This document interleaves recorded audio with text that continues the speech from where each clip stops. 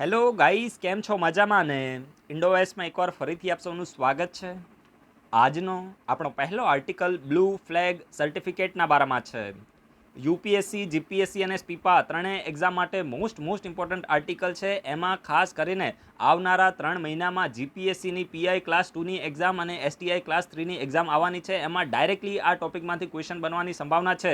તો આપણે અત્યારે બ્લુ ફ્લેગ સર્ટિફિકેટના વિશે ડિટેલમાં ડિસ્કશન કરવાના છીએ. એના પહેલાં થોડો માહોલ બનાવી લઈએ કે આ બ્લુ ફ્લેગ સર્ટિફિકેટ અત્યારે ન્યૂઝમાં કેમ આવ્યા. તો જો ન્યૂઝમાં તો એટલા માટે આવ્યા છે કે આપણા જે યુનિયન એન્વાયરમેન્ટ મિનિસ્ટર છે તો એમના દ્વારા અનાઉન્સ કરવામાં આવ્યું છે કે ભારતના 8 જેટલા બીચને 8 બીચીસને બ્લુ ફ્લેગ સર્ટિફિકેટ આપવામાં આવ્યું છે. અને આ જે બ્લુ ફ્લેગ સર્ટિફિકેટ મળ્યું, આની પહેલાં પણ આપણે આ આર્ટિકલ ઓલરેડી ડિસ્કસ કરેલો છે, પણ ત્યારે આ બીચના નામને રેકમેન્ડ કરવામાં આવ્યા હતા કે ભાઈ અમારા આ બીચ છે તો એને તમે બ્લુ ફ્લેગ સર્ટિફિકેટ આપો. અને હવે ખાસ કરીને જે ફાઉન્ડેશન ઓફ એન્વાયરમેન્ટ એજ્યુકેશન છે તો એના દ્વારા ભારતના 8 બીચને બ્લુ ફ્લેગ સર્ટિફિકેટ આપી દેવામાં આવ્યા છે. અને આ જે 8 બીચ છે એમાંથી એક બીચ આપણા ગુજરાતનું પણ છે. અને એટલા માટે આ ટોપિક ખૂબ જ ઇમ્પોર્ટન્ટ થઈ જાય છે. ડાયરેક્ટ તમને ક્વેશ્ચન પૂછવામાં આવશે કે ગુજરાતના કયા બીચને બ્લુ ફ્લેગ સર્ટિફિકેટ મળ્યો છે અને એ બીચ કઈ જગ્યાએ લોકેટેડ છે, તો એના વિશે હું તમને ડિટેલમાં ઇન્ફોર્મેશન આપીશ. તો આ જે 8 બીચને બ્લુ ફ્લેગ સર્ટિફિકેટ મળ્યો તો એ 5 સ્ટેટ અને બે યુનિયન ટેરેટરીની અંદર લોકેટેડ છે. તો આ પણ તમને ખબર પડી ગઈ. અને ખાસ કરીને એક ઇન્ટરનેશનલ જ્યુરી હતી જેની અંદર જે યુનાઇટેડ નેશન એન્વાયરમેન્ટ પ્રોગ્રામ છે, United Nation world tourism organisation છે, ફાઉન્ડેશન ઓફ એન્વાયરમેન્ટ એજ્યુકેશન છે અને international union for conservation of nature છે. તો આના એક્સપર્ટ લોકો, આના એક્સપર્ટ મેમ્બર હતા. અને પછી આ એક્સપર્ટ મેમ્બરની જે જ્યુરી હતી તો એના દ્વારા ઇન્ડિયાના 8 બીચને બ્લુ ફ્લેગ સર્ટિફિકેટ આપવામાં આવે છે. હવે તમને એમ થાય કે આ બ્લુ ફ્લેગ સર્ટિફિકેટનો મતલબ શું થાય, તો જો ઇન શોર્ટ હું તમને એ કહેવા માંગુ છું કે જે બ્લુ ફ્લેગ છે ને તો એ ખાસ કરીને જે પણ બીચ હોય તો એની સસ્ટેનેબિલિટી, એની જે ક્લીનલીનેસ છે તો એને એન્શ્યોર કરે છે. અને આ જે બીચ હોય, જે પણ બીચને બ્લુ ફ્લેગ મળે તો એને વિશ્વના ક્લીનેસ્ટ બીચ તરીકેનું ટેગ એને આપવામાં આવે છે. સમજી ગયા? તો ભારતના જે 8 બીચને હવે બ્લુ ફ્લેગ સર્ટિફિકેટ મળ્યું તો આનો મતલબ એ થયો કે આ 8 બીચ છે તો વિશ્વના ક્લીનેસ્ટ બીચમાં આનો સમાવેશ થાય છે. તો સમજી ગયા? તો આ બેઝિક ઇન્ફોર્મેશન તમને મળી ગઈ. હવે જો ખાસ કરીને જે એશિયા પેસિફિક રીજન છે, એશિયા પેસિફિક રીજન, તો આ એશિયા પેસિફિક રીજનની અંદર ભારત એ એવું કન્ટ્રી બન્યું છે, પહેલું એવું કન્ટ્રી બન્યું છે જેને ફક્ત 2 વર્ષની અંદર આ જે અચીવમેન્ટ છે તો એને પ્રાપ્ત કરી લીધી છે. 8 જેટલા બીચને બ્લુ ફ્લેગનો ટેગ મળવો આ ખૂબ જ મોટું માઇલસ્ટોન આપણે આને કહી શકીએ. કારણ કે એશિયા પેસિફિક રીજનની અંદર ફક્ત જાપાન છે, સાઉથ કોરિયા છે અને યુએઈ, તો આ માત્ર 3 એવી કન્ટ્રી છે જેને પોતાના દેશની અંદર બ્લુ ફ્લેગ સર્ટિફિકેટના બીચના ટેગ મળેલા છે. પરંતુ આ લોકોએ આ ટેગને લેવામાં લગભગ 5 થી લઈને 6 વર્ષ કન્ઝ્યુમ કરી દીધા હતા. અને આપણે ફક્ત 2 વર્ષની અંદર આ જે માઇલસ્ટોન છે તો એને અચીવ કરી લીધો છે. તો આ ખૂબ જ જે ભારત છે તો એની માટે પ્રાઉડની વાત કહેવાય. હવે કયા 8 બીચને બ્લુ ફ્લેગ સર્ટિફિકેટ મળ્યો છે, દરેક લોકો આને નોટ ડાઉન કરશે. જો તમે વિડીયો જુઓ, જે પણ નવા મેમ્બરે આજથી વિડીયો જોવાનું શરૂ કર્યું છે, તમને બધાને હું રેકમેન્ડ કરીશ કે તમે તમારી જાતે નોટ્સ બનાવવાનું શરૂ કરી દો. અને આનાથી થશે શું કે તમે જ્યારે રિવિઝન કરશો તો તમારી જાતે લખેલું તમને જલ્દી યાદ રહેશે અને રિવિઝન પણ તમે ઝડપથી કરી શકશો. અને દરેક વસ્તુ તમારે નોટ ડાઉન કરવાની નથી. જે પણ એક્ઝામ માટે મોસ્ટ રેલેવન્ટ પોઈન્ટ છે એને તમારે એકદમ ટુ ધ પોઈન્ટમાં લખવાનું છે. આખી લાઈનને પણ તમારે બેઠે નોટ ડાઉન કરવાની નથી. હવે 8 બીચ કયા છે એ હું તમને કહું છું. પહેલું છે ગુજરાતના દ્વારકાનું શિવરાજપુર બીચ. દરેક લોકો નોટ ડાઉન કરશે. આ આપણું જે ગુજરાત છે તો એમાં દ્વારકામાં જે શિવરાજપુર બીચ છે તો એને બ્લુ ફ્લેગ સર્ટિફિકેટ મળ્યું છે. એના સિવાય જે દીવ છે તો એમાં ઘોઘલા, દરેક લોકો નોટ ડાઉન કરશે. આ પણ ઇમ્પોર્ટન્ટ છે. ડાયરેક્ટ મેચ ધ ફોલોઈંગ થશે. તમને 3-4 બીચ આપી દેશે અને 3-4 જગ્યાના નામ આપી દેશે. સમજી ગયા? સ્ટેટ, યુનિયન ટેરેટરીના નામ આપશે અને તમને મેચ ધ ફોલોઈંગ કહેશે. તો એટલા માટે તમારે આ સામે પ્લેસ પણ નોટ ડાઉન કરવાનું છે. પછી ખાસ કરીને કર્ણાટકામાં 2 બીચ છે. તો આ 2 બીચ કયા છે? એક તો છે કારસકોડ અને પદુબિદ્રી. ઠીક છે? તો આ થોડા નામ સાઉથના કોમ્પ્લિકેટેડ હોય છે, તમારી રીતે જોઈ લેવાનું છે. પછી કેરલા છે તો એમાં કપ્પડ બીચ આવે છે. પછી આંધ્રપ્રદેશ છે તો એમાં ઋષિકોંડા બીચ છે. અને પુરી, જે ઓડિશામાં જે પુરી છે તો એની અંદર ગોલ્ડન બીચ છે. અને એના સિવાય જે અંદમાન એન્ડ નિકોબાર આઇલેન્ડ, યાદ રાખજો, અંદમાન નિકોબાર આઇલેન્ડ છે. મારા ખ્યાલથી જીપીએસસીમાં ક્વેશ્ચન બનેલો છે. જીપીએસસીમાં આ ક્વેશ્ચન બનેલો છે. અંદમાન નિકોબાર આઇલેન્ડમાં જે આ રાધાનગર બીચ છે તો અંદમાન નિકોબારમાં જે આ આઇલેન્ડ, આ જે બીચ છે તો ત્યાંથી પણ એને જે બ્લુ ફ્લેગ સર્ટિફિકેટ મળ્યું છે. તો આ પણ તમને ખબર પડી ગઈ હશે. મારા ખ્યાલથી જીપીએસસીમાં આ જ ક્વેશ્ચન બનેલો છે, એટલા માટે હું તમને કહું છું કે દરેક લોકો આને તમે નોટ ડાઉન કરજો, તમને ખૂબ જ ફાયદો થવાનો છે. આવનારી એક્ઝામમાં ક્વેશ્ચન આવવાની સંભાવના ખૂબ જ વધારે છે. હવે જો સમગ્ર વિશ્વની અંદર 50 એવી કન્ટ્રીઝ છે જેની પાસે બ્લુ ફ્લેગ સર્ટિફિકેટ છે. સમગ્ર વિશ્વની અંદર 50 એવી કન્ટ્રી છે જેની પાસે બ્લુ ફ્લેગ સર્ટિફિકેટ વાળા બીચ છે. તો ઇન્ડિયા પણ હવે આ 50 કન્ટ્રીમાં સામેલ થઈ ગયું છે. અને આ જે બ્લુ ફ્લેગ સર્ટિફિકેટ છે તો કોના દ્વારા આપવામાં આવે છે? તો ફાઉન્ડેશન ઓફ એન્વાયરમેન્ટ એજ્યુકેશન જે ડેનમાર્કની અંદર આવેલું છે. તો હવે આ મેં તમને પૂરેપૂરી ઇન્ફોર્મેશન આપી દીધી છે. તો આપણા ઇન્ડોઆઈએસનો રૂલ શું છે? આપણે હંમેશા કરંટ અફેર્સને લિંક કરીને પૂછીએ છીએ, અને જે ઇન્ટેલેક્ચ્યુઅલ લોકો આપણી ચેનલમાં વિડીયો જોવે છે તો એની સાથે મને ઇન્ટરેક્શન કરવાની મજા આવે છે. તો એટલા માટે હવે હું તમને બહુ જ સરસ એવો ક્વેશ્ચન પૂછું છું, અને એ ક્વેશ્ચન છે ફાઉન્ડેશન ઓફ એન્વાયરમેન્ટ એજ્યુકેશનના બારામાં. તમારે આ વિડીયોના કમેન્ટ બોક્સમાં સર્ચ કરીને કહેવાનું છે, બિંદાસ સર્ચ કરીને તમારે કહેવાનું છે નો વન ઇઝ ગૂગલ. સમજી ગયા? દરેક લોકોને સર્ચ કરવું જ પડે. તો તમારે આ વિડીયોના કમેન્ટ બોક્સમાં કહેવાનું છે કે ફાઉન્ડેશન ઓફ એન્વાયરમેન્ટ એજ્યુકેશન આ શું છે? શું આ કોઈ ઇન્ટર ગવર્મેન્ટલ ઓર્ગેનાઇઝેશન છે? શું આ કોઈ એનજીઓ છે? સમજી ગયા? તો એ તમારે કહેવાનું છે. પછી આને ક્યારે સેટઅપ કરવામાં આવ્યું હતું અને આનું હેડક્વાર્ટર તો મેં તમને કીધું, પણ તમારે બીજી વસ્તુ એ કહેવાની છે કે આની અંદર મેમ્બર કન્ટ્રીઝ કેટલા છે. સમજી ગયા? કેટલા કન્ટ્રીઝ આના મેમ્બર છે એ તમારે કહેવાનું છે. તો એક્ઝામ માટે રેલેવન્ટ છે, ડાયરેક્ટ ક્વેશ્ચન બનશે. સમજી ગયા? તો ફાઉન્ડેશન ઓફ એન્વાયરમેન્ટ એજ્યુકેશન લગભગ છેલ્લા 2 વર્ષથી ન્યૂઝમાં છે. તો તમે તમારા તરફથી આટલા એફર્ટ્સ લગાવજો, કારણ કે તમને ખબર છે કે આપણે જે પણ ક્વેશ્ચન અહીંયા પૂછે છે દરેક રેલેવન્ટ ક્વેશ્ચન હોય છે. કરંટ અને કન્ટેમ્પરરીમાંથી ક્વેશ્ચન પૂછું છું. સ્પીપાનું યસ્ટરડેનું પેપર તમે જોઈ લેજો, ડાયરેક્ટ ક્વેશ્ચન બન્યા છે.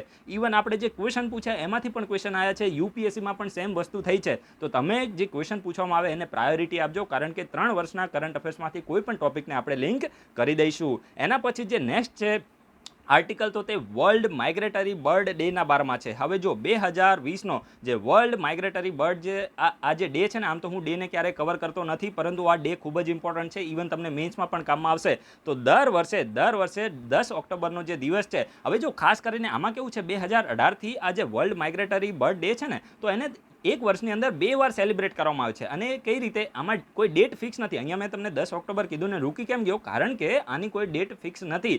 દર વર્ષે મે મહિનાનો સેકન્ડ સેટરડે અને ઓક્ટોબર મહિનાનો સેકન્ડ સેટરડે. તો આ જે સેટરડે છે તો આમાં જે ડેટ આવે તો એ દિવસે આને સેલિબ્રેટ કરવામાં આવે છે. સમજી ગયા? તો ઇન શોર્ટ તમારે યાદ શું રાખવાનું છે કે જે વર્લ્ડ માઇગ્રેટરી બર્ડ ડે છે તો આ દર વર્ષે 2 વાર સેલિબ્રેટ કરવામાં આવે છે, અને મે મહિનાના સેકન્ડ સેટરડે અને ઓક્ટોબર મહિનાના સેકન્ડ સેટરડે આને સેલિબ્રેટ કરવામાં આવે છે. અને આનો મેઇનલી મકસદ શું છે? તો મકસદ તો બહુ જ સિમ્પલ હોય કે જે વર્લ્ડ માઇગ્રેટરી એટલે તમે સમજી શકો ને, એક જગ્યાએથી જે બર્ડ એટલે કે પક્ષીઓ બીજી જગ્યાએ આવતા હોય છે. તો મેઇનલી આ જે બર્ડ છે તો એ માઇગ્રેટ કરે છે. તો આ લોકોના પ્રોટેક્શન માટે અને આમનું જે હેબિટાટ છે તો એના પ્રોટેક્શનને એન્શ્યોર કરવા માટે, લોકોમાં અવેરનેસ ફેલાવવા માટે આ જે વર્લ્ડ માઇગ્રેટરી બર્ડ ડે છે તો એને સેલિબ્રેટ કરવામાં આવે છે. અને આની શરૂઆત ક્યારે થઈ હતી? તો જો શરૂઆત તો 2006માં થઈ હતી, અને ત્યારે આ એન્યુઅલ ઇવેન્ટ હતી. પરંતુ 2018થી દરેક લોકો નોટ ડાઉન કરશો, એ 2018થી આને વર્ષની અંદર 2 વાર સેલિબ્રેટ કરવામાં આવે છે. ને આ તો મેં તમને પહેલા પણ કીધું છે કે મે અને ઓક્ટોબર મહિનાના સેકન્ડ સેટરડે આને સેલિબ્રેટ કરવામાં આવે છે. અને કઈ બે ટ્રીટી દ્વારા આને ઓર્ગેનાઇઝ કરવામાં આવે છે? તો યુનાઇટેડ નેશન એન્વાયરમેન્ટ પ્રોગ્રામ અને convention on conservation of migratory species of the wild animal. દરેક લોકો આને નોટ ડાઉન કરશે. ભાઈ આના વિશે હું તમને આજે ક્વેશ્ચન પૂછી લઈશ, અને આ એટલો મસ્ત ક્વેશ્ચન બનવાનો છે કે યુપીએસસીમાં પણ ક્વેશ્ચન આવેલો છે. સમજી ગયા? તો યુનાઇટેડ નેશન એન્વાયરમેન્ટ પ્રોગ્રામ અને convention on conservation of migratory species of the wild animal છે, તો બંને દ્વારા, જેને શોર્ટમાં આપણે CMS કહીએ છીએ, તો એના દ્વારા આને ઓર્ગેનાઇઝ કરવામાં આવે છે. અને આ વર્ષના વર્લ્ડ માઇગ્રેટરી બર્ડ ડેની થીમ શું હતી આ પણ ઇમ્પોર્ટન્ટ છે. દરેક લોકો નોટ ડાઉન કરશે. Birds connect our world. તો આ વર્ષના વર્લ્ડ માઇગ્રેટરી બર્ડ ડે 2020ની થીમ હતી. તો આને પણ તમે દરેક લોકો નોટ ડાઉન કરશે. તમારી માટે મેં અહીંયા ઓપન રાખ્યું છે, બર્ડ્સ કનેક્ટ અવર વર્લ્ડ. સમજી ગયા? તો થીમ તમે નોટ ડાઉન કરી દીધી. હવે મેં તમને કીધું ને કે હું ક્વેશ્ચન પૂછવાનો છું આનાથી રિલેટેડ, એટલું ઇમ્પોર્ટન્ટ છે કે આની કોઈ હદ નથી. સમજી ગયા? CMS 13 થઈ હતી, COP 13 બરાબર છે. આ કન્વેન્શન ઓફ માઇગ્રેટરી સ્પીસીઝની COP 13 થઈ હતી, અને મારા ખ્યાલથી મેં આના વિશે ક્વેશ્ચન પૂછ્યો હતો. તેમ છતાં જે નવા મેમ્બર છે એ લોકોને પણ કહીશ, અને જૂના મેમ્બરને પણ કહીશ કે તમે દરેક લોકો આનું રિવિઝન કરો કે આ જે કન્વેન્શન ઓફ માઇગ્રેટરી સ્પીસીઝ છે તો એને બીજા કયા નામથી ઓળખવામાં આવે છે. સમજી ગયા? પછી ઇન્ડિયા છે, તો આ જે ટ્રીટી છે તો એનું પાર્ટી ક્યારે બન્યું હતું એ વર્ષ તમારે કહેવાનું છે. બીજી વસ્તુ એ છે કે આ ક્યારે ફોર્સમાં આવ્યું હતું, આ જે કન્વેન્શન છે તો એ ક્યારે ફોર્સમાં આવ્યું હતું. તો આટલા જે બેઝિક પોઈન્ટ છે જે એક્ઝામ માટે ખૂબ જ રેલેવન્ટ છે, તો એ તમારે દરેક લોકોએ નોટ ડાઉન કરવાનું છે અને કમેન્ટ બોક્સમાં પણ લખવાનું છે. આનું બીજું નામ શું છે ને એ તો તમે ખાસ કહેજો. સમજી ગયા? તો આપણે બેઝિક ઇન્ફોર્મેશન લીધી અને COP13 વિશે ઇન્ફોર્મેશન નહીં આપો તો ચાલશે, કારણ કે મેં લાસ્ટ ટાઈમ બી પૂછ્યું હતું કે COP13 ક્યાં થઈ હતી, અને બીજી વસ્તુ એની થીમ પણ મેં તમને પૂછી હતી, અને એનો મોસ્કોટ અને લોગો અને આ બધું પૂછી લીધું હતું. તો જે અત્યારે મેં તમને 3 ક્વેશ્ચન પૂછ્યા એનું તમે આન્સર આપજો, જેથી કરીને સાથે સાથે તમારું રિવિઝન થઈ જાય. એના પછી આ ખૂબ જ સરસ આર્ટિકલ છે રુદ્રમના બારામાં. જીપીએસસી આવનારી જીપીએસસી એક્ઝામમાં ડાયરેક્ટ ક્વેશ્ચન બનાવવાનો છે. જો હું એમરામ ક્યારેય બોલતો જ નથી, મેં તમને પહેલાં પણ કીધું હતું ને કે સ્પીપામાં ક્વેશ્ચન આવશે જ, તે તો આયા ને ક્વેશ્ચન. તો એ રીતે આ અનુભવ ઉપરથી હું તમને કહું છું કે રુદ્રમ ઉપર ડાયરેક્ટ જીપીએસસીમાં ક્વેશ્ચન બનવાનો છે કે રુદ્રમ ન્યૂઝમાં હતું તો આ રુદ્રમ શું છે. તો રુદ્રમ આ એક જ લાઇનમાં તમે નોટ ડાઉન કરી દો. એમ તો બીજા પણ ઇન્ફોર્મેશન ઇમ્પોર્ટન્ટ છે, એ પછી આપું છું. અત્યારે પહેલાં એ લખી દો કે ઇન્ડિયાની first indigenous anti radiation missile છે. First indigenous anti radiation missile છે, આ તમે લખી દીધું. ક્વેશ્ચન અહીંયાથી જ બનવાનો છે. હવે હું તમને આને એક્સપ્લેન કરું છું કે આ કરશે શું. તો જો અત્યારે આ ન્યૂઝમાં કેમ આવ્યું છે, તો ન્યૂઝમાં તો એટલા માટે આવ્યું છે કે સુખોઈ 30 MKI છે ને, જો અહીંયા હું તમને બતાવું એટલે તમને વધારે મજા આવશે. સુખોઈ 30 MKI છે, તો એમાંથી આ જે સુખોઈ 30 MKI ફાઇટર જેટ છે, તો એમાંથી આ જે રુદ્રમ મિસાઇલ છે તો એનો સક્સેસફુલ ટેસ્ટ કરવામાં આવ્યો છે, જે આપણી ઈસ્ટર્ન કોસ્ટ છે તો ત્યાં, સમજી ગયા. અને આ ઇન્ડિયન એરફોર્સ માટે આને ડેવલપ કરવામાં આવ્યું છે, સમજી ગયા. ઇન્ડિયન એરફોર્સ માટે જે આ જે મિસાઇલ છે તો એને ડેવલપ કરવામાં આવી છે ને. હવે તમને એમ થાય કે એન્ટી રેડિયેશન, તો આનો મતલબ શું થાય. તો જો ખાસ કરીને તમને ખબર છે કે જેમ ઇન્ડિયા છે ને, તો ઇન્ડિયાનું દુશ્મન દેશ કયું છે, તો પાકિસ્તાન અને ચાઇના છે, સમજી ગયા. તો આ કન્ડિશનની અંદર શું થાય, આપણે એક હાઇપોથેટિકલ એક્ઝામ્પલ લઈએ છીએ, રિયલ લાઈફની અંદર અત્યારે હાલમાં આ થયું નથી. માની લો કે અત્યારે ઇન્ડિયા અને ચાઇના પાકિસ્તાનનું ટેન્શન ચાલી રહ્યું છે, અને ભવિષ્યની અંદર ભગવાન ના કરે અને ચાઇના અને ઇન્ડિયા અને પાકિસ્તાનનું યુદ્ધ થાય, આવું થાય ને એવી આપણે ભગવાનને પ્રાર્થના કરીએ, પરંતુ આ હાઇપોથેટિકલ આપણે વાત કરીએ છીએ. તો યુદ્ધ થાય તો શું થાય. માની લો કે ઇન્ડિયા દ્વારા જે ચાઇના છે તો યુદ્ધ થયું, તો ભાઈ ઇન્ડિયા તો કંઈ બેસી તો રહેવાનું નથી, બરાબર. આપણે તો એની કરતાં બી વધારે તાકતવર છે, સમજી ગયા. આપણે માઇન્ડની અંદર એવું જ વિચારવાનું છે, ક્યારે પણ ખુદને વીક બોલવાના નથી, આપણી પાસે બધો જ પાવર છે, સમજી ગયા. તો માની લો કે ઇન્ડિયા અને ચાઇનાનું યુદ્ધ થાય ને ઇન્ડિયા દ્વારા ચાઇના ઉપર કોઈ પણ મિસાઇલ છે તો એને છોડવામાં આવે, તો આ કન્ડિશનની અંદર આ રુદ્રમ મિસાઇલ છે તો એ શું કરશે, ચાઇનાના રડાર હોય. હવે ચાઇના બી એવું ના હોય કે એમરામ બેઠું હોય, કે પાકિસ્તાન બી એવું ના હોય, કે ઇન્ડિયા બી ના હોય. દરેક કન્ટ્રીએ ખુદની પાસે એવા રડાર રાખ્યા હોય. રડાર એટલે શું થાય, એ વસ્તુ આપણે એને એક દેશી ભાષામાં એને ઝામર કહીએ, સમજી ગયા. તો એ શું કરે, ઉપરથી કોઈ પણ મિસાઇલ અથવા તો માની લો કે એમની કન્ટ્રીના જે પણ બોર્ડરિંગ એરિયા છે તો ત્યાં કોઈ પ્લેન ઉડતું હોય, સમજી ગયા. તો એને શું કરે, આ જે રડાર છે તો ડિટેક્ટ કરી લે. પરંતુ આ રુદ્રમ મિસાઇલ શું બોલે કે ભાઈ તું રડાર છે ને, તું મારો બેટો છે, હું તારા પપ્પા છું, સમજી ગયા. હું તમને એક કોમેન્ટ કરીને બતાવું છું, તમને યાદ રહે, એક્ઝામમાં તમારે આવું લખવાનું નથી. તો આ શું કરશે, જે રડાર હશે એને ડિટેક્ટ કરી લેશે, સમજી ગયા. અને એ રડાર છે તો એની તાકાતને શું કરી નાખશે, આ ડિસ્ટ્રોય કરી નાખશે, એને ન્યુટ્રલાઇઝ કરી નાખશે, સમજી ગયા. તો આ જે રુદ્રમ મિસાઇલ આપણે ઇન્ડિજિનિયસલી ડેવલપ કર્યું, તો આ છે તો એ રડારના પપ્પા તરીકે છે, એટલે કે રડાર છે તો એની તાકાત છે તો એને ન્યુટ્રલાઇઝ કરી નાખશે, રડારને ટ્રેસ કરી નાખશે, સમજી ગયા. અને પછી એને અટેક કરીને એને ડિસ્ટ્રોય કરી શકશે. તો આટલો જે પાવર છે તો આ રુદ્રમ મિસાઇલ છે, અને રુદ્રમ મિસાઇલ પાસે છે, અને ઇન્ડિયાએ આને ઇન્ડિજિનિયસલી ડેવલપ કર્યું છે. કોના દ્વારા, તો DRDO દ્વારા આને ઇન્ડિજિનિયસલી ડેવલપ કરવામાં આવ્યું છે. તો આ બેઝિક ઇન્ફોર્મેશન તમને મળી ગઈ. અને આ એર ટુ સરફેસ મિસાઇલ છે. એર ટુ સરફેસ એટલે શું થાય, હવામાંથી છોડીને જમીન ઉપર આને કરવામાં આવશે, સમજી ગયા. રડાર ક્યાં લગાવેલા હોય, જમીન ઉપર હોય, અને આ મિસાઇલને છોડવામાં ક્યાંથી આવશે, તો આવું નથી કે સુખોઈ 30માંથી બીજા પણ જે માની લો કે રફાઇલ છે તો એમાંથી પણ આને છોડી શકે છે. અને ઇન્ડિયાના જે બીજા ફાઇટર પ્લેન છે, મિગ છે, તો એમાંથી પણ આને છોડી શકાય છે. અત્યારે તો જસ્ટ ખાલી આનો ટેસ્ટ કરવામાં આવ્યો છે, તો આપણને તમને ખબર પડી ગઈ હશે. એર ટુ સરફેસ મિસાઇલ છે. એટલે એર ટુ સરફેસ એટલે શું થાય, હવામાંથી જમીન ઉપર છોડવામાં આવશે. સરફેસ ટુ સરફેસ એટલે શું થાય, જમીનમાંથી છોડીને જમીન ઉપર. અને સરફેસ ટુ એર એટલે શું થાય, જમીનમાંથી છોડવામાં આવે ને હવામાં એને ડિસ્ટ્રોય કરે. એટલે કે માની લો કે જે S-400 છે ને, તો એ સરફેસ ટુ એર છે, એટલે કે જમીન ઉપરથી મિસાઇલને છોડવામાં આવે અને જે હવાની અંદર જે ટાર્ગેટ હોય તો એને ડિસ્ટ્રોય કરે, તો એને આપણે શું કહે છે, એને આપણે સરફેસ ટુ એર કહીએ છીએ. પરંતુ અત્યારે આપણે રુદ્રમની વાત કરીએ, રુદ્રમ મિસાઇલ, તો એ શું છે, તો એ એર ટુ સરફેસ મિસાઇલ છે, એટલે કે હવામાંથી જમીન ઉપર જે ટાર્ગેટ હશે તો એને ડિસ્ટ્રોય કરવાની આને તાકાત આપવામાં આવી છે. તો આ બધી વસ્તુ મેં તમને જે કીધી એ અહીંયા લખેલી પણ છે, સમજી ગયા. અને આની અંદર માની લો કે જે સેટેલાઇટની જીપીએસ ટેકનોલોજી છે તો એનો યુઝ કરવામાં આવશે, નેવિગેશનનો યુઝ કરવામાં આવશે. એના સિવાય જે પેસિવ હોમિંગ હેડ છે તો આ સિસ્ટમનો પણ યુઝ કરવામાં આવશે. અને પેસિવ હોમિંગ હેડ છે તો આ શું કરશે, તો ખાસ કરીને જે પણ દુશ્મન દેશના જે રડાર હશે તો એને ડિટેક્ટ કરશે. એના સિવાય જે પણ એનો ટાર્ગેટ હશે તો એને એંગેજ અને ક્લાસિફાય કરવાની જે તાકાત છે, તો આ પેસિવ હોમિંગ હેડ સિસ્ટમ છે તો એ પણ આની અંદર છે. તો આ પણ જીપીએસસી ક્વેશ્ચન પૂછી શકે છે. જો જીપીએસસી શું કરે, આ મિસાઇલના આના વિશે થોડા ડિટેલમાં પણ અમુક વખતે ક્વેશ્ચન પૂછી લે, તો તમે આવું બધું વાંચ્યું શું હોય કે ભાઈ આની અંદર પેસિવ હોમિંગ હેડ છે અને નેવિગેશન ટેકનોલોજીનો યુઝ કરે છે, તો તમારો ક્વેશ્ચન ક્યારે રોંગ પડવાની સંભાવના એકદમ ઓછી થઈ જાય. અને બીજી વધારે પડતી થોડી આપણે ઇન્ફોર્મેશન લઈએ રુદ્રમના વિશે. તો આ જે રુદ્રમ છે તો આને કોના દ્વારા ડિઝાઇન અને ડેવલપ કરવામાં આવ્યું છે? તો DRDO defence research and development organisation દ્વારા આને કહેવાય ને કે ડિઝાઇન અને ડેવલપ કરવામાં આવ્યું છે. અને આ એક એર ટુ સરફેસ મિસાઇલ છે. મેં તમને કીધું ને, હવામાંથી છોડવામાં આવશે અને જમીન ઉપર ટાર્ગેટ હશે તો એને ડિસ્ટ્રોય કરી નાખશે, સમજી ગયા. અને once the Rudram missiles lock the target, it's capable of the striking accurately even if the radiation source switches off in between. એટલે કહેવા શું માંગે છે કે એક વખત કોઈ પણ ટાર્ગેટ છે તો આ રુદ્રમ મિસાઇલના પેલામાં આવી ગયો તો માની લો કે એના રડારમાં આવી ગયો, પછી એ ટાર્ગેટ ક્યારેય કહેવાય ને કે છૂટી શકતો નથી. એટલે શું કહેવા માંગે છે કે એક વખત તું નજરમાં આવ્યો એટલે પતી ગયો, સમજી ગયા. ઇન શોર્ટ એટલું કહેવા માંગે છે કે ભાઈ હવે તું ગયો, હવે તને કોઈ બચાવી શકશે નહીં, સમજી ગયા. એટલે આની એક્યુરસી એટલી વધારે છે કે એક વખત ટાર્ગેટને આને લોક કર્યો કે ભાઈ તું અહીંયા જ છે ને હવે તું ગયો એટલે પૂરું થઈ ગયું, સમજી ગયા.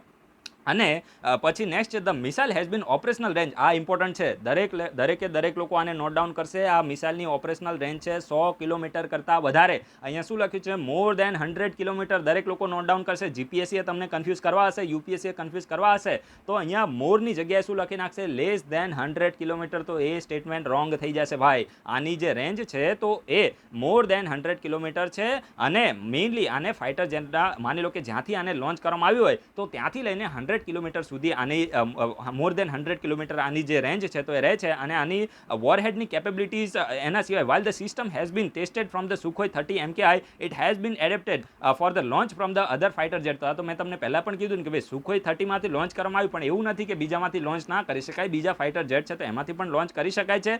And Rudram has been develop for the Indian air forces requirement to enhance the suppression of the enemy air defence system. હવે આ સીડ છે, સીડ એનો મતલબ શું થાય કે જે એનિમી છે, દુશ્મન દેશ છે, તો એની જે એર ડિફેન્સ સિસ્ટમ છે તો એને સપ્રેસ કરવી. સપ્રેસ એટલે તમે સમજી શકો ને ગુજરાતીમાં, એને સપ્રેસ કરવા માટે આ જે રુદ્રમ મિસાઇલ છે તો એ ઇન્ડિયન એરફોર્સને ખૂબ જ હેલ્પફુલ થવાનું છે. તો આ બેઝિક ઇન્ફોર્મેશન મેં તમને આપી દીધી છે. અને હવે કોઈ પણ પ્રકારનો ક્વેશ્ચન આવશે તમે એને આસાનીથી ટેકલ કરી શકશો. તો આ હું આશા રાખું છું કે તમને આ ટોપિકમાં પૂરેપૂરી સમજ આવી ગઈ હશે.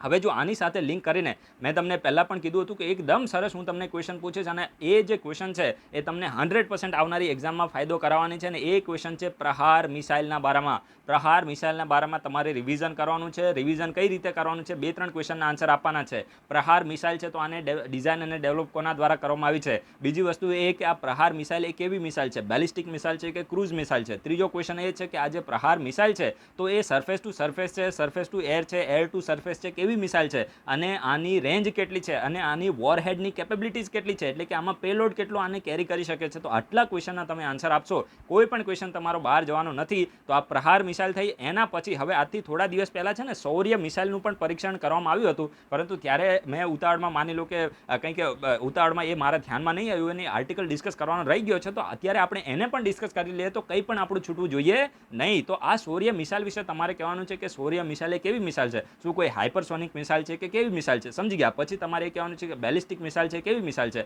પછી આની રેન્જ તમારે કહેવાની છે અને આનો પેલોડની કેપેસિટી કહેવાની છે અને આને કોના દ્વારા ડેવલપ કરવામાં આવી છે. તો સેમ ક્વેશ્ચનના આન્સર તમારે શૌર્ય મિસાઇલ વિશે પણ આપવાના છે. તો આટલા ક્વેશ્ચન થઈ ગયા.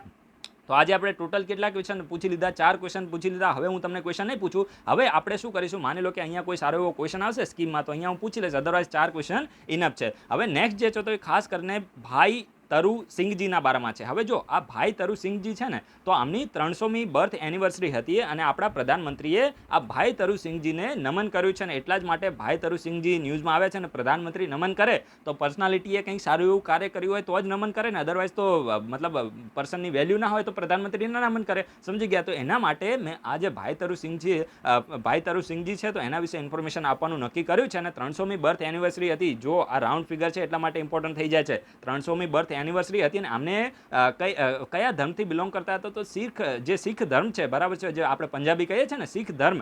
તો એમાં આમને એવા સારા એવા આમને છે ને શીખ ધર્મ માટે એ પોતાની શહીદી આપી દીધી હતી. ખૂબ જ નાની ઉંમર, લગભગ 1720થી લઈને 1745 સુધીનો આમનો જીવનકાળ રહ્યો છે. અને પ્રોમિનન્ટ એટલે કે એક પ્રમુખ જે શીખ છે તો એમાં આમને એક શહીદ માનવામાં આવે છે. અને આમને કર્યું શું હતું? તો જો શીખ ધર્મની રક્ષા કરવા માટે જો હવે આમની પાછળ એક સ્ટોરી છે કે આ જે ભાઈ તરુ સિંઘજી છે ને તો આમને મુસ્લિમ ધર્મની અંદર કન્વર્ટ કરવામાં આવી રહ્યા હતા. આ જે ભાઈ તરુસિંહજી છે તો આમને શીખ ધર્મથી બિલોંગ કરતા હતા, પરંતુ આમને મુસ્લિમમાં કન્વર્ટ કરવામાં આવી રહ્યા હતા. જો કોઈ પણ રિલિજન છે તો એના સેન્ટિમેન્ટને હર્ટ કરવાની વાત નથી. આપણી એક રિસ્પોન્સિબિલિટીમાં આવે છે કે જે પણ રિયલ સ્ટોરી છે તો એ મારે તમને અહીંયા પ્રેઝન્ટ કરવી પડે. તો આપણે બધા ભાઈ છે અને દરેકે દરેક લોકો ભારતના નાગરિક છે, સમજી ગયા. પરંતુ આ હિસ્ટ્રીમાં આવું એક્સપ્લેન કરવાનું આવે તો આપણે બોલવું પડે છે. તો કોઈ પણ લોકોએ પર્સનલી લેવાનું નથી. દરેક ધર્મ માટે આપણે એક રિસ્પેક્ટ છે, કારણ કે યુપીએસસી જીપીએસસીના વિદ્યાર્થીને કોઈ પણ ધર્મ કે કોઈ પણ રાજનીતિમાં પડવાનું હોતું નથી. તો આજે ભાઈ તરુસિંહજી છે તો એમને મુસ્લિમ ધર્મની અંદર કન્વર્ટ કરવામાં આવી રહ્યા હતા. તો આમને શું કર્યું કે ભાઈ હું છે ને મારા ધર્મની રક્ષા કરવા માટે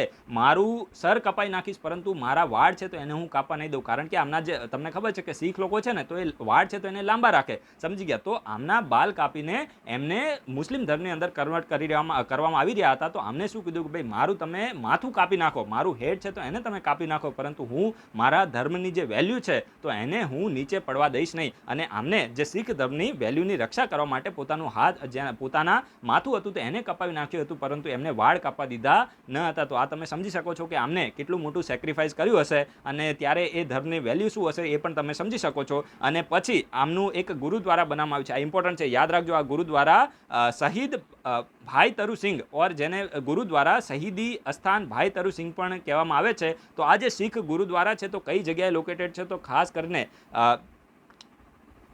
નવલાખા બજાર જે લાહોરમાં આવી છે, નવલાખા બજાર લાહોર પાકિસ્તાનમાં આવી છે. તો ત્યાં આમનો ગુરુદ્વારા લોકેટેડ છે. તો આ પણ તમે યાદ રાખજો. જે ગુરુદ્વારા શહીદી અસ્થાન ભાઈ તરુસિંહજી છે તો આ શીખનો ગુરુદ્વારા છે જે લાહોરમાં જે નવલખા બજાર છે પાકિસ્તાનમાં, તો ત્યાં લોકેટેડ છે. Which commemorates the spot where the Bhai Taru Singh was મર્ત્યાર્ડ. એટલે આમને કહેવામાં શું માંગે છે કે આ જે ગુરુદ્વારા છે તો આ જે સ્પોટ છે તો આ જગ્યાએ ભાઈ તરુસિંહજી છે તો એમને શહીદ થયા હતા, જેને આ ગુરુદ્વારા શું કરે છે, કોમેમોરેટ કરે છે. અને જે ભાઈ તરુસિંહજી છે તો એમને મુગલ એમ્પાયરના સમયમાં, એટલે કે જે મુગલ સામ્રાજ્ય હતું તો આ સમયમાં આમનો જન્મ, હાલનું જે પાકિસ્તાનનું પંજાબ છે તો એમાં આમનો જન્મ થયો હતો. તો અમે તમને બેઝિક ઇન્ફોર્મેશન આપી છે. આશા રાખું કે તમને બધાને સમજ પડી ગઈ હશે. હવે જો આગળ વધતા તમને એક ઇન્ફોર્મેશન આપી દઉં કે આ વિડીયોના ડિસ્ક્રિપ્શન બોક્સમાં ટેલિગ્રામ ચેનલની લિંક આપી છે. ત્યાંથી તમે ખાસ ટેલિગ્રામ ચેનલને જોઈન કરી લો, કારણ કે યુટ્યુબમાં શું થાય, તમે ઘણી બધી ચેનલને સબસ્ક્રાઇબ કરી હોય, જેથી કરીને આપણી ચેનલમાં જ્યારે વિડીયો અપલોડ થાય તો તમને નોટિફિકેશન ના મળે, સમજી ગયા. એના સિવાય પણ ટેલિગ્રામ ચેનલમાં શું થાય છે કે હું ડેલી વિડીયો અપલોડ થાય તરત હું નોટિફિકેશન ત્યાં આપું છું. અને જે એક્ઝામ માટે રેલેવન્ટ નોટિફિકેશન હોય, જીપીએસસી, યુપીએસસી અને બીજી કોઈ પણ એક્ઝામની, સ્પીપાની એક્ઝામની, તો એ પણ હું ત્યાં આપતો રહું છું. અને એના સિવાય અમુક મટીરિયલ જે તમારી માટે રેલેવન્ટ હોય તો ત્યાં પોસ્ટ થતું રહે છે, ક્વેશ્ચન પણ આવતા રહે છે. તો તમે ટેલિગ્રામ ચેનલને ખાસ જોઈન કરી લેજો. નેક્સ્ટ જે છે તો ખાસ કરીને નાનાજી દેશમુખના બારામાં છે. હવે જો નાનાજી દેશમુખ યસ્ટરડે છે ને ભારત રત્નના બારામાં ક્વેશ્ચન આવ્યો હતો સ્પીપાની એક્ઝામમાં, ઠીક છે. તો આ ભારત અને એના વિશે આપણે ક્વેશ્ચન પણ પૂછેલો હતો. તો ભારત રત્નના બારામાં ક્વેશ્ચન આવ્યો હતો, જે ખાસ કરીને પ્રણવ મુખર્જીનું મૃત્યુ થયું ત્યારે જ આપણે એને ડિસ્કસ કર્યું હતું. તો પ્રણવ મુખર્જીને 2019 છે તો એમાં ભારત રત્ન મળ્યો હતો. નાનાજી દેશમુખ છે, એના સિવાય ભૂપેન હજારિકાને પણ ભારત રત્ન મળ્યો હતો. તો યસ્ટરડેમાં નાનાજી દેશમુખનો ઓપ્શન નહોતો, પરંતુ ભૂપેન હજારિકા અને પ્રણવ મુખર્જીનો ઓપ્શન હતો. તો 2019માં નાનાજી દેશમુખને પણ ભારત રત્ન એવોર્ડ મળ્યો હતો. તો આ તમને ખબર પડી ગઈ. હવે અત્યારે એ ન્યૂઝ નથી, અત્યારે ન્યૂઝ એ છે કે નાનાજી દેશમુખની બર્થ એનિવર્સરી હતી તો ત્યારે આપણા જે વાઇસ પ્રેસિડેન્ટ છે તો અમને ટ્રિબ્યુટ આપ્યું છે. તો ભાઈ ટ્રિબ્યુટ આપ્યું આપણી માટે ઇમ્પોર્ટન્ટ નથી, પરંતુ આ જે નાનાજી દેશમુખનું જે પર્સનાલિટી છે તો એના વિશે ક્વેશ્ચન ડાયરેક્ટ બની શકે છે.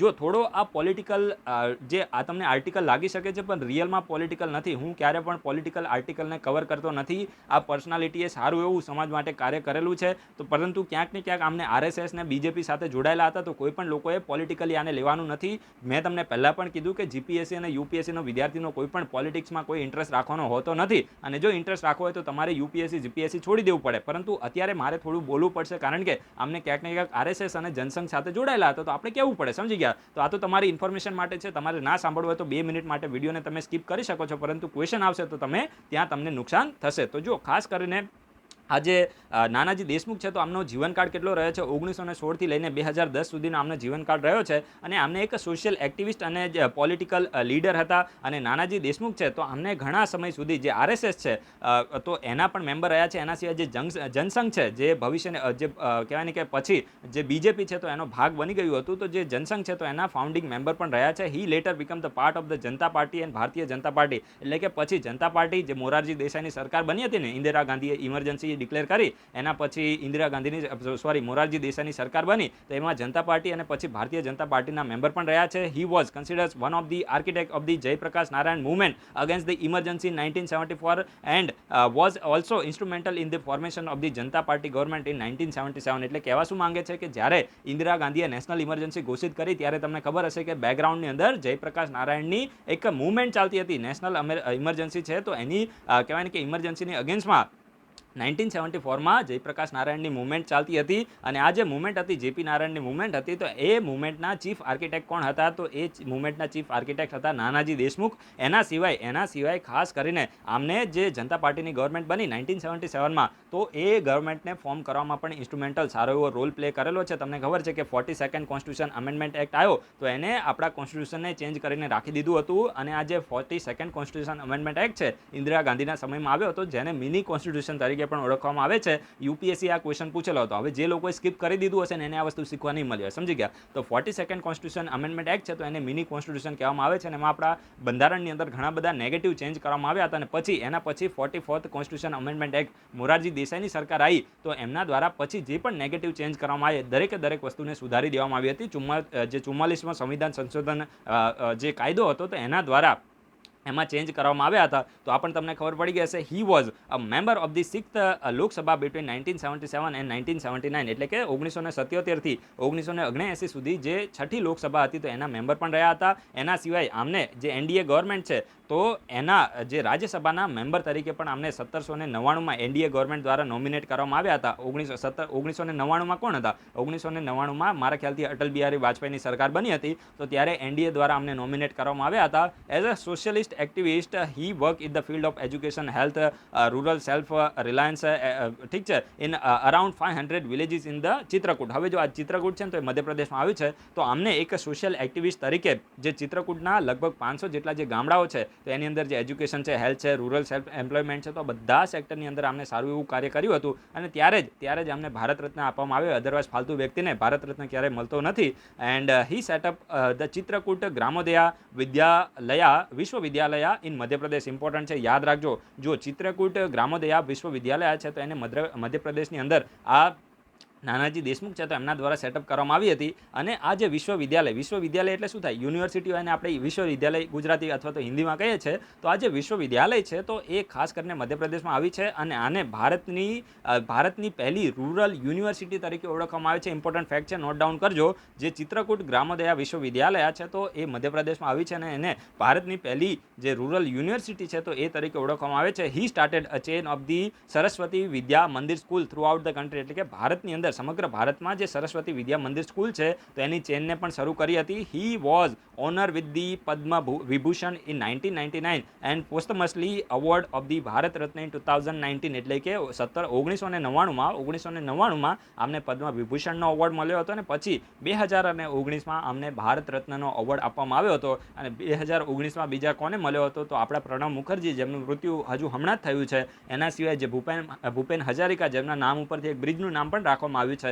તો 2019માં 3 પર્સનાલિટીને ભારત રત્ન અવોર્ડ મળ્યો હતો. એટલે કે તમને ખબર છે કે જે પ્રણવ મુખર્જી છે તો એ કોંગ્રેસથી બિલોંગ કરતા હતા પરંતુ એમને ભારત દેશ માટે પોતાનું સારું એવું યોગદાન આપ્યું હતું. તો બીજેપી ગવર્મેન્ટે કોંગ્રેસ જે ગવર્મેન્ટના લીડર હતા તો એમને પણ ભારત રત્ન આપ્યો છે. તો તમે સમજી શકો છો કે ભારત રત્નમાં પોલિટિક્સ આવતી નથી. જે લોકો દેશ માટે સેક્રિફાઈસ કરે, દેશ માટે પોતાનું કોન્ટ્રીબ્યુશન કરે તો એવા લોકોના એફર્ટ્સને રેકગ્નાઇઝ કરવામાં આવે છે. હવે જો આ પીએમ આ જે સ્વામિત્વ સ્કીમ છે ને તો યસ્ટરડે સ્પીપાની એક્ઝામમાં આના વિશે ક્વેશ્ચન આવ્યો હતો. હવે જો એવું નથી કે યસ્ટરડે ક્વેશ્ચન આવ્યો એટલા માટે મેં આને આજે કવર કર્યું છે, એવું બિલકુલ નથી. સમજી ગયા? જે ખાસ કરીને ઓલ ઇન્ડિયા રેડિયો છે તો એમાં તમે ચેક કરીને જોઈ લેજો.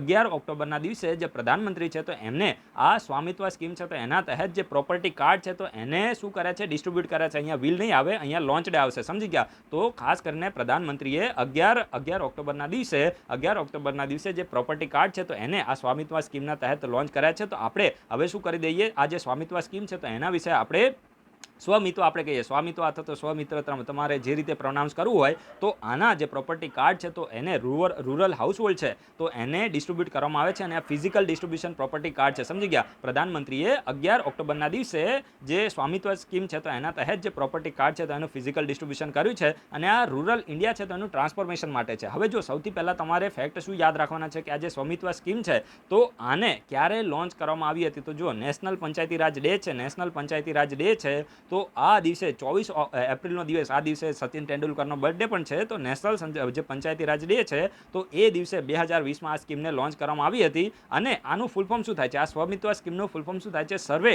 Of the village and mapping with the improvise technology in village area. સમજી ગયા? તમે ફૂલ ફોર્મને નોટ ડાઉન કરી દેજો. તમને જો ફૂલ ફોર્મ પણ યાદ આવી જાય અથવા તો ફૂલ ફોર્મના અમુક શબ્દો પણ તમને યાદ આવી જાય તો પણ તમે જે ક્વેશ્ચન છે તો એને સાચો ટીક કરી શકો છો. તો આનું ફૂલ ફોર્મ થાય છે survey of village and mapping with the improvise technology in the village areas. આ જે સ્કીમ છે તો આ કોનો કોલાબરેટિવ એફર્ટ્સ છે? તો મિનિસ્ટ્રી ઓફ પંચાયતી રાજ. જો યસ્ટરડે મેં થોડી ભૂલ કરી હતી, એ જે ક્વેશ્ચન છે તો એને મેં સુધાર્યો પણ છે, કમેન્ટ બોક્સમાં લખેલું પણ છે કે જે સ્વમિત્વ સ્કીમ છે તો આને મિનિસ્ટ્રી ઓફ પંચાયતી રાજ દ્વારા આને ઇમ્પ્લિમેન્ટ કરવામાં આવે છે. મેં એમાં મિનિસ્ટ્રી ઓફ રૂરલ ડેવલપમેન્ટ કીધું છે તો એ સ્ટેટમેન્ટ રોંગ હતું, તો એને તમે નીકાળી દેજો. આપણે ભૂલ તો થયા રાખે, સમજી ગયા? મોટા ઇન્સ્ટિટ્યૂટ પણ ભૂલ કરે છે તો એક બે ભૂલો તો ચાલ્યા રાખે. તો મિનિસ્ટ્રી ઓફ પંચાયતી રાજ છે તો એના દ્વારા એને ઇમ્પ્લિમેન્ટ કરવામાં આવે છે. એના સિવાય કોની સાથે કોલાબરેશન કરવામાં આવશે? તો જે સ્ટેટ હોય, પર્ટિક્યુલર સ્ટેટ હોય તો એના પંચાયતી રાજ ડિપાર્ટમેન્ટ છે, એના સિવાય જે સ્ટેટ રેવન્યુ ડિપાર્ટમેન્ટ છે, સર્વે ઓફ ઇન્ડિયા છે, તો બધા સાથે કોલાબરેશન કરીને મિનિસ્ટ્રી ઓફ પંચાયતી રાજ છે તો એના દ્વારા આ સ્કીમને ઇમ્પ્લિમેન્ટ કરવામાં આવશે to provide the integrated property validation solution for rural India. હવે આમાં કરવામાં શું હશે? જે રૂરલ ઇન્ડિયા છે તો એમાં જે પ્રોપર્ટી છે તો એનું વેલિડેશન કરવામાં આવશે. એટલે કે જે જગ્યાએ રૂરલ હાઉસહોલ્ડ રહે છે, જેની જે જમીન છે તો એનું ડ્રોનના જરીએ, જે કહેવાય ને કે ટેકનોલોજીનો યુઝ કરીને ડ્રોનના જરીએ એ જે પર્ટિક્યુલર ઇનહેબિટેડ એરિયા છે તો એનું મેપિંગ કરવામાં આવશે. સમજી ગયા કે ભાઈ આ જે લેન્ડ છે તો પર્ટિક્યુલર આ વ્યક્તિને બિલોંગ કરે છે. સમજી ગયા? તો ઇન શોર્ટ આજે એ જ કહેવા માંગે છે કે જે ડ્રોન ટેકનોલોજીનો, સ્પીપામાં યસ્ટરડે આ સ્ટેટમેન્ટ લખેલું હતું, ડ્રોન ટેકનોલોજીનો યુઝ કરીને જે પણ લેન્ડ છે, જે ઇનહેબિટેડ રૂરલ એરિયા છે તો એનું મેપિંગ કરવામાં આવશે, અને જે પણ વ્યક્તિ એ પ્રોપર્ટીનો માલિક હશે તો એને પ્રોપર્ટી કાર્ડ ડિસ્ટ્રીબ્યુટ કરવામાં આવશે. તો આ રૂરલ ઇન્ડિયાને ટ્રાન્સફોર્મ કરવા માટે આ સ્કીમ ખૂબ જ સારું યોગદાન આપવાની છે. તો આ પણ તમને ખબર પડી ગઈ હશે. તો આજે આપણે બધા આર્ટિકલને ડિસ્કસ કરી લીધા છે. ઓલરેડી મેં તમને 4 ક્વેશ્ચનો પૂછી લીધા છે, જે 4 ક્વેશ્ચન મારા ખ્યાલથી ઇનફ છે, અને ઓલરેડી આપણે 6 જેટલા આર્ટિકલ અહીંયા ડિસ્કસ કર્યા, એટલે 10 નવા ટોપિક તમને શીખવા મળી ગયા હશે. વિડીયો ગમે તો લાઇક જરૂર કરજો, ના ગમે તો ડિસલાઇક કરજો. આ વિડીયોના ડિસ્ક્રિપ્શન બોક્સમાં Telegram channel, Twitter account, Instagram account, Facebook page બધાની લિંક આપી છે, ત્યાંથી તમે ઇન્ડોએસ સાથે જોઈન થઈ શકો છો, અને તમારા કોઈ ફ્રેન્ડ્સ પ્રિપેરેશન કરતા હોય તો એને પણ વિડીયો રેકમેન્ડ કરી શકો છો. So guys, thanks for watching. તમારા બધાનો દિવસ શુભ જાય.